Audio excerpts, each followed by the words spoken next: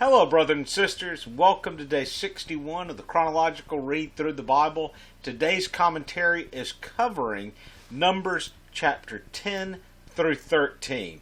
And I've got to say, this is one of those where it's like so much is packed in just one day's read.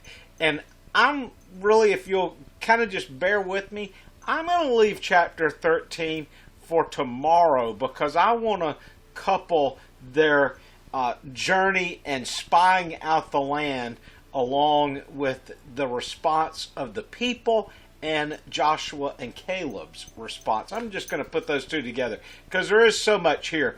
So we start off with trumpets being made, which will sound forth when people are giving their offerings, or when there's a special time of worship to take place. So these silver trumpets are being made. And then we come to the time when the people find that it is time to leave the base of Mount Sinai. And the cloud of the Lord, the Shekinah glory, begins to lift and move. And this is the first time that the Levites are going to put into practice all this that they've been taught as far as packing up the tabernacle and getting it ready to move. This is going to be when the priests are going to bear the furniture, the holy implements of the tabernacle on their shoulders or in their arms. So the camp is about to set forth and move from one location to the other. And then we come to a really difficult time. We come to one of these moments in history of the nation of Israel that is really sad and troubling, and this is when the people begin to complain. And we, so many times, as believers even, will find ourselves complaining. And how quickly people forget all the things that God's provided them with.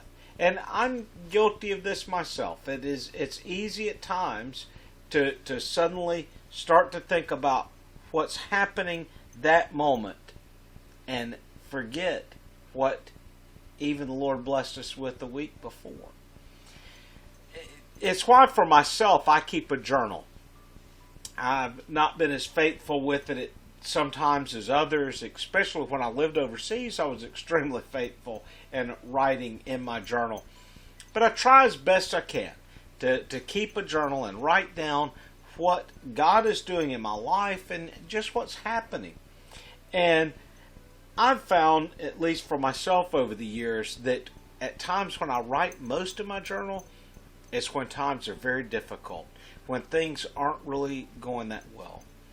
And the freedom, though, that I've found in this is that when I go back and read the journal again later, and again, it might be another time that things are really difficult, and I pick up the journal to write, and I can look back to the previous entry and the entry before that, and I begin to remember how the Lord led me through each of those difficult circumstances, how God provided each of those times.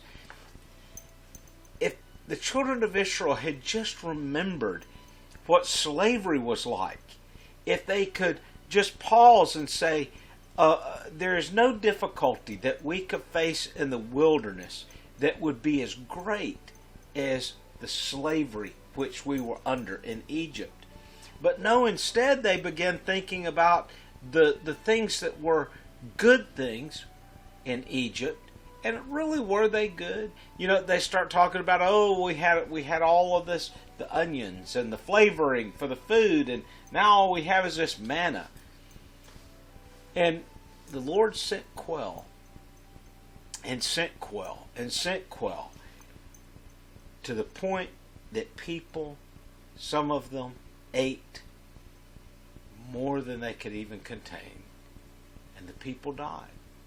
And still to this day in that region, and I've tried to find this before, it's difficult. It was many years ago that I saw some of the research on this and saw pictures on it. But in the desert, there are some tombs which are considered to be the tombs of craving, places where a large number of people were buried.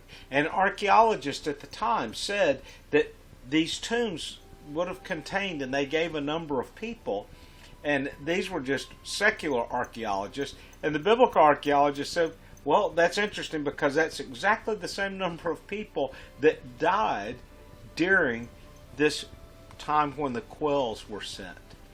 So it's interesting to see how you can connect at times what the biblical archaeology or secular archaeologists find with biblical facts. Then the next point that we come to is Miriam and Aaron complaining to Moses about his wife. Now this appears to be a different wife, and doesn't tell us that he had two wives at the same time. We don't know if his first wife died. It's really kind of void as to what took place and why he now is remarried. I don't believe it's the same wife. We have no indication to carry it over to being the same wife, but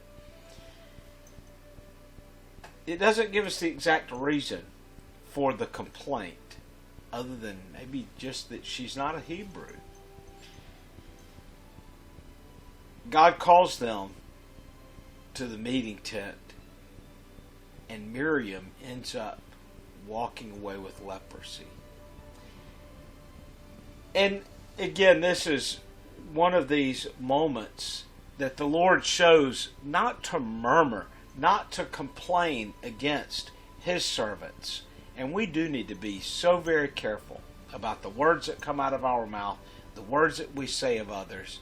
And was it a false accusation? What was she specifically saying? But the Lord did remove that from her, but she still had to go through the period of being cleansed, or the waiting period. And so that time's going to pass, and then Miriam will once again rejoin the group. That had to give her a pause for thought.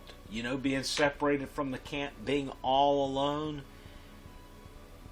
Sometimes, even when we are not in a bad place, even when we have not created an issue as Miriam did, it is good to get off by yourself and reflect on what's happening in your life, to reflect on what God's done, just as the Hebrews apparently missed out on. They would have just celebrated Passover. You remember, we just celebrated Passover, so they should have been remembering how the Lord had rescued them from slavery in Egypt. They should have remembered the tremendous miracles that God did by sending these plagues upon the Egyptians, and how at the same time God protected them, or how the Red Sea parted, or how they were given water out of a rock. And yet they tend to forget. And I know it's easy. It's always easier for us to look at the faults of others, but what about ourselves? What about where we fall short? What about the times that you didn't trust the Lord, and at the same time you may have told somebody else, well, of course you should trust the Lord, look at what He's done for you. But look at what He's done for you. And what about the person today who's watching this video, but you've never fully trusted Christ? You've never given your life to Him. What are you waiting for? How long will you wait? Wait no longer. Today is the day to give your life to Him. We're about to see as the spies go up to the land. And I really want to save this for tomorrow, but I want you to remember, only 2 of the 12 believed that God would give them the land. And the others lived in doubt and fear. And they would wander in the wilderness, yes, free from slavery in Egypt, but never progressing, not moving any further, not entering into the promised land, the land flowing with milk and honey, because they doubted the promises of God. They may have even believed in God with their hearts, but they doubted His promises. Believe in the promises that God has for you and take hold of them. Follow Him into the promised land that He has waiting for you. Brothers and sisters, I do hope that you've had a good day. Until tomorrow, God bless.